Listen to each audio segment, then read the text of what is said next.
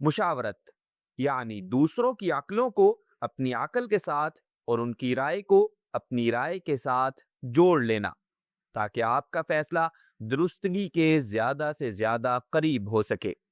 اس کی اہمیت کے پیش نظر اللہ تعالیٰ نے اسے ایک مسلمان کا دوسرے مسلمان پر حق قرار دیا ہے۔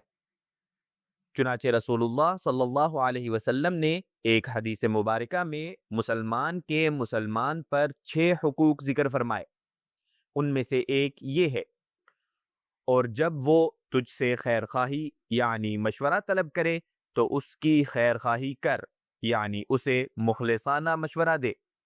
اور آپ صلی اللہ علیہ وسلم نے یہ بھی ارشاد فرمایا، جس نے اپنے بھائی کو کسی ایسے معاملے کا مشورہ دیا جس کے بارے میں وہ جانتا تھا کہ بھلائی اس کے علاوہ کسی اور چیز میں ہے، تو یقیناً اس نے اپنے بھائی کے ساتھ خیانت کی۔